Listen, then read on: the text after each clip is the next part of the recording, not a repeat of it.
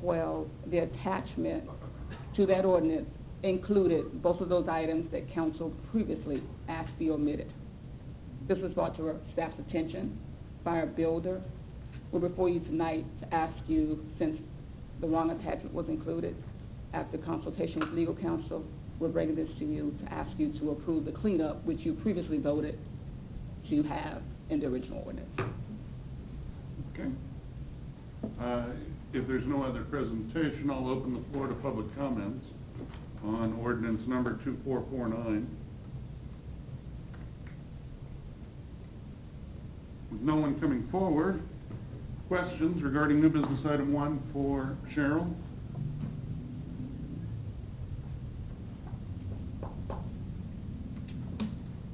With no one having questions or comments, I would entertain a motion. I move that we adopt ordinance number 2449, approving amendments to the Gardner Design Standards in Chapter 18.05.035, adoption by reference to amended Gardner Design Standards. Second. Motion Freeman, second Roberts, that we adopt ordinance number 2449. All those in, I apologize. Roberts? Yes. Shute? Yes. Bodovich? Yes. Freeman? Yes. Ordinance number 2449 passes. New business item number 2, amendments to the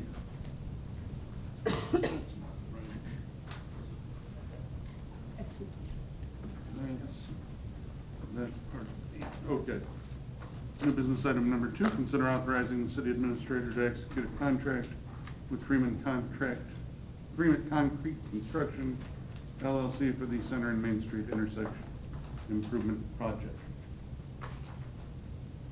Ryan, good evening. Good evening.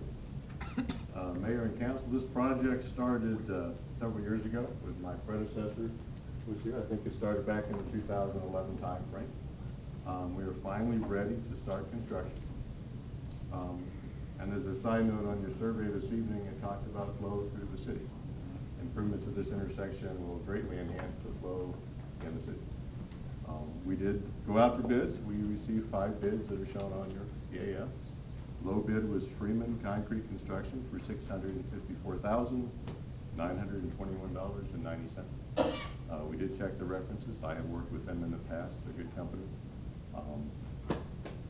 Of that $654,000, KDOT has earmarked $870,000 through the corridor access management plan. So we are in good shape there.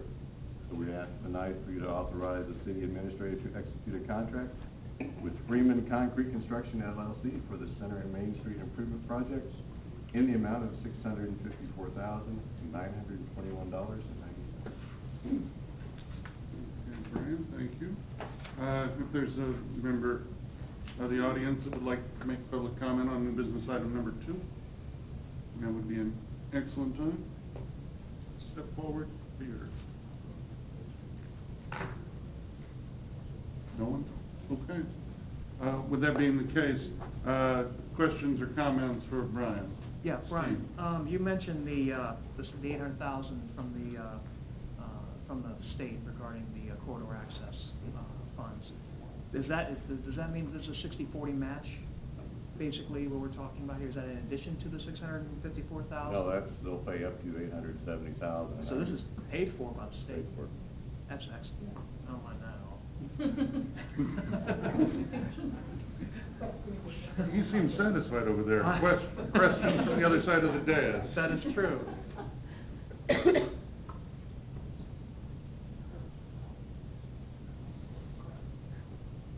I love a brisk meeting. So, Brian, thank you. I'd entertain a motion. I would gladly make a recommendation to authorize the city administrator to execute a contract with Freeman Concrete Construction, LLC for the Center and Main Street intersection improvements project in the amount of $654,921.90. Second. A motion, Shute, second Freeman, that we authorize the city administrator to execute a contract with Freeman Concrete Construction, LLC for the Center and Main Street intersection improvement project in the amount of $654,921.90. All those in favor indicate by saying aye. Aye. All those opposed? make that, project happen. Mhm. How about that? We are on to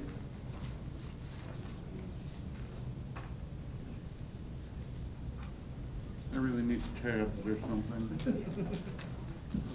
The business item number 3, consider authorizing the purchase of 600 tons of de-icing salt from Independent Salt Company. I'm good from here on out. Brian, you're still there? Yes. Okay, well, go ahead then. It was also identified in the survey, there were people that were dissatisfied with the snow and ice removal on residential streets. This item here is for purchasing 600 tons of de-icing salt from the Independent Salt Company. The best time of year to lock in is spring to early summer. If we wait till the fall to do this, the price will go up dramatically. We currently have about 700 tons of storage capacity. We have about 70 tons left from last season. And so this would be purchasing 600 tons to fill our supplies. It also allows us to buy an additional 500 tons in excess if we have a bad winter season. So we are requesting authorization to purchase the 600 tons of de-icing salt from Independent Salt Company in the amount of $35,658. Okay. Again, we'll open up the floor for public comments on new business item number 3. No one coming forward. Questions on new business item number 3 for Brian? A couple quick ones, Brian. From the last purchase of salt, do we have a comparison of what the price was that we paid the last time for both purchase? That's why I should ask that in advance. I don't know if the cost is held certain or. It's actually been fairly consistent. We actually budgeted in 2014 $36,000 in your budget, so That was my next question. Thank you very much. Right there. And just a clarification, I know I think I might have gotten it from the city administrator, but this is we're going to lock in that rate. So if we start to look at trends in the winter and we see that we're starting to hit our ceiling, we'll be able to purchase it at the previously purchased bulk rate. That's correct. We can purchase up to 1,100 tons. Okay, At this price, we got a promo code. excellent. I like that. Let's all pray that we don't need 1,100. Yeah. Okay. Anybody else? Additional questions about the de-icing salt? Not, Brian, thank you, and I would entertain a motion. I move that we purchase 600 tons of de-icing salt from Independent Salt Company in the amount of $35,658. Second. Motion, Freeman, second, Shute, that we purchase 600 tons of de-icing salt from the Independent Salt Company in the amount of $35,658. All those in favor indicate by saying aye. Aye. All those opposed? Buy some salt. New business item number 4. Authorize the mayor to make the recommended appointment to the Electric Utility Board. We have an opening on the Electric Utility Board based on the resignation of former chairperson Eric Schultz, and we followed the procedure spelled out in the governing body rules of procedure, and as of now, we had one person apply for the vacancy.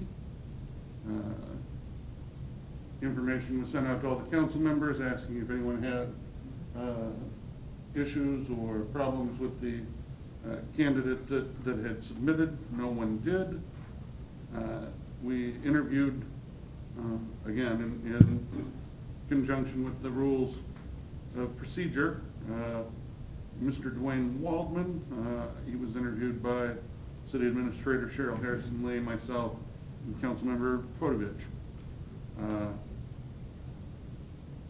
And following the interview, we decided to recommend to appoint Dwayne Waldman to the Electric Utility Board. So, with that being the case, does anyone in attendance have questions regarding